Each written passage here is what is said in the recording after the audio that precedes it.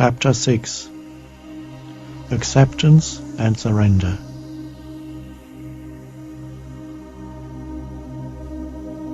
Whenever you're able, have a look inside yourself to see whether you are unconsciously creating conflict between the inner and the outer, between your external circumstances at that moment, where you are, who you're with, or what you're doing, and your thoughts and feelings. Can you feel how painful it is to internally stand in opposition to what is? When you recognize this, you also realize that you are now free to give up this futile conflict, this inner state of war.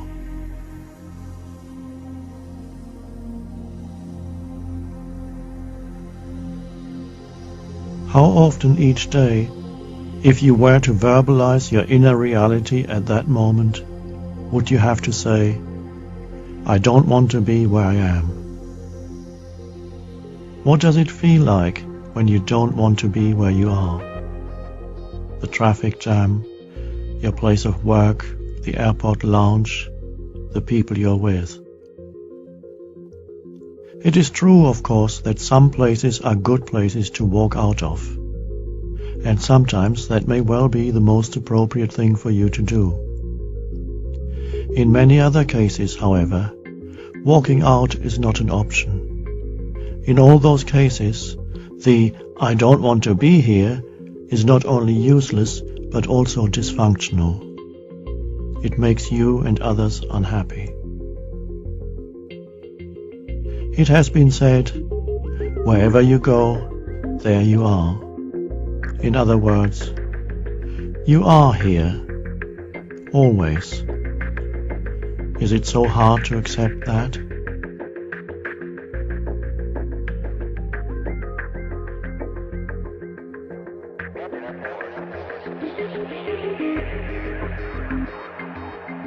Do you really need to mentally label every sense perception and experience?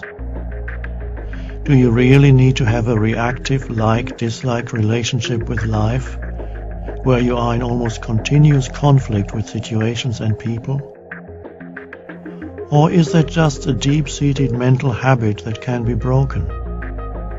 Not by doing anything, but by allowing this moment to be as it is.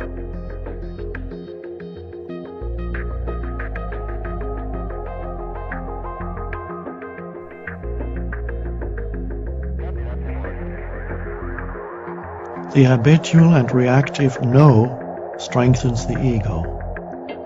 "Yes" weakens it. Your form identity, the ego, cannot survive surrender.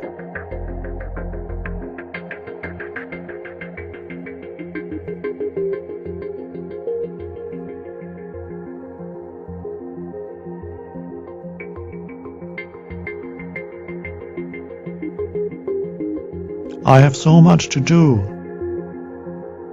Yes, but what is the quality of your doing? Driving to work, speaking to clients, working on the computer, running errands, dealing with the countless things that make up your daily life. How total are you in what you do? Is your doing surrendered or non-surrendered? This is what determines your success in life, not how much effort you make. Effort implies stress and strain, needing to reach a certain point in the future or accomplish a certain result. Can you detect even the slightest element within yourself of not wanting to be doing what you are doing? That is a denial of life, and so a truly successful outcome is not possible. If you can detect this within yourself, can you also drop it and be total in what you do?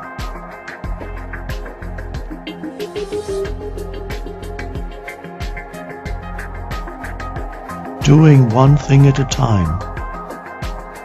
This is how one Zen master defined the essence of Zen. Doing one thing at a time means to be total in what you do, to give it your complete attention. This is surrendered action, empowered action.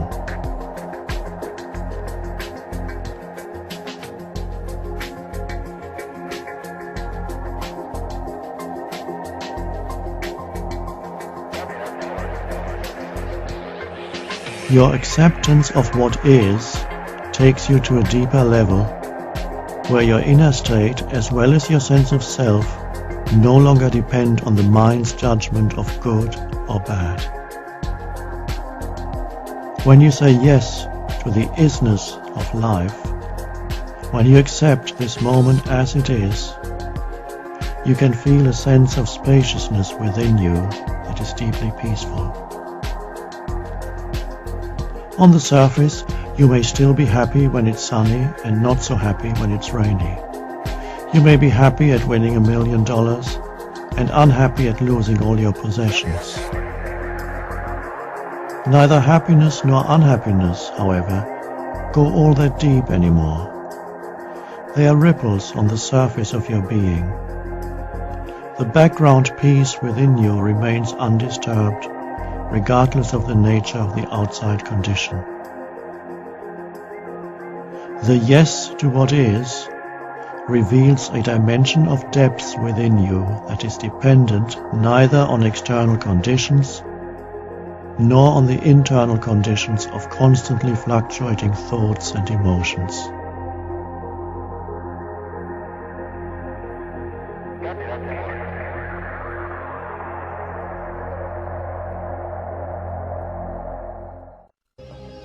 Surrender becomes so much easier when you realize the fleeting nature of all experiences, and that the world cannot give you anything of lasting value. You then continue to meet people, to be involved in experiences and activities, but without the wants and fears of the egoic self. That is to say, you no longer demand that a situation, person, place or event should satisfy you or make you happy. Its passing and imperfect nature is allowed to be.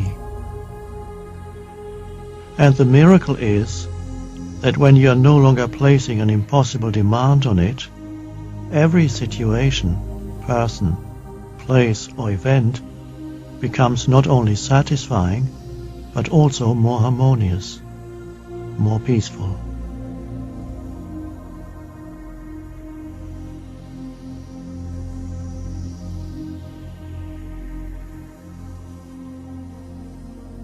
When you completely accept this moment, when you no longer argue with what is, the compulsion to think lessens and is replaced by an alert stillness.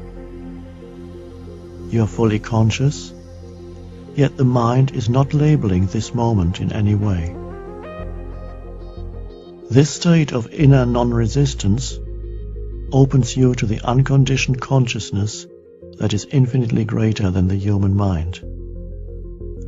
This vast intelligence can then express itself through you and assist you, both from within and from without. That is why, by letting go of inner resistance, you often find circumstances change for the better.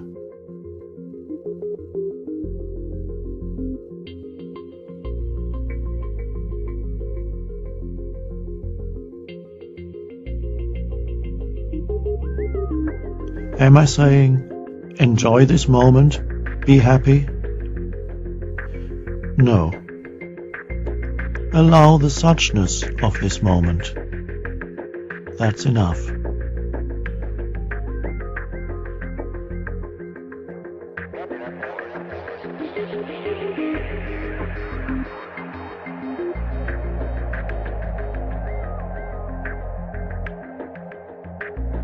Surrender is surrender to this moment, not to a story through which you interpret this moment and then try to resign yourself to.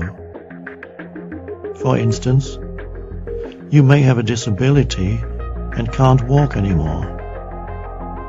The condition is as it is. Is your mind now creating a story that says, "This is what my life has come to. I've ended up in a wheelchair. Life has treated me harshly and unfairly. I don't deserve this." Can you accept the isness of this moment and not confuse it with a story the mind has created around it?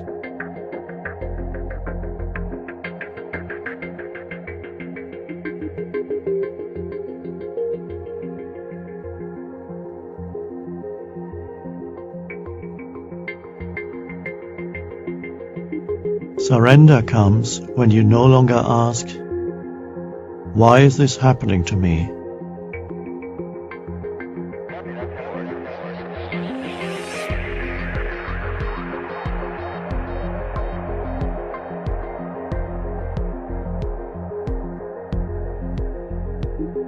Even within the seemingly most unacceptable and painful situation is concealed a deeper good, and within every disaster is contained the seed of grace. Throughout history, there have been women and men who, in the face of great loss, illness, imprisonment, or impending death, accepted the seemingly unacceptable, and thus found the peace that passeth all understanding. Acceptance of the unacceptable is the greatest source of grace in this world.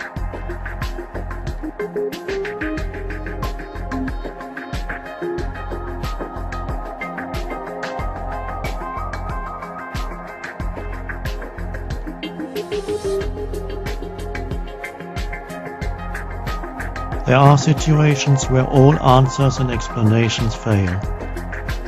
Life does not make sense anymore. Or someone in distress comes to you for help, and you don't know what to do or say. When you fully accept that you don't know, you give up struggling to find answers with a limited thinking mind. And that is when a greater intelligence can operate through you. And even thought can then benefit from that, since the greater intelligence can flow into it and inspire it.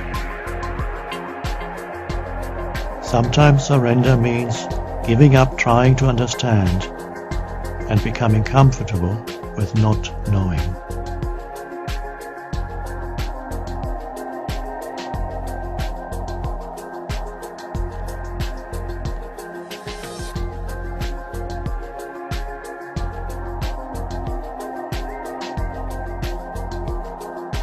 Do you know of someone whose main function in life seems to be to make themselves and others miserable, to spread unhappiness?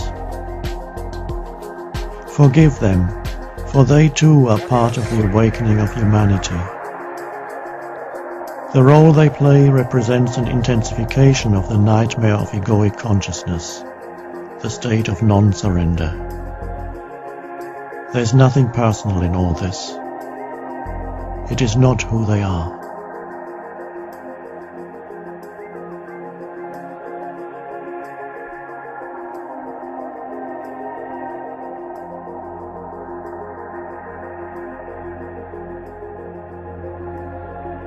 Surrender, one could say, is the inner transition from resistance to acceptance, from no to yes.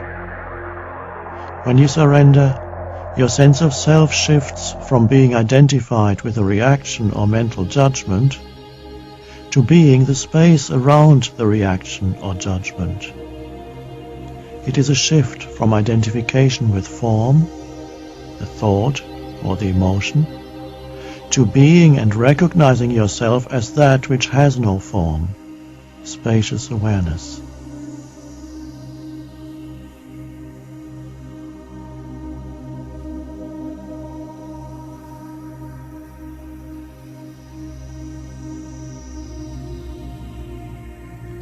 Whatever you accept completely will take you to peace, including the acceptance that you cannot accept, that you are in resistance.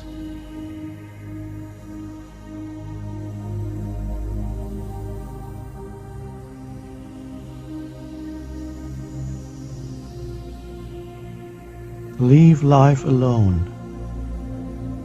Let it be.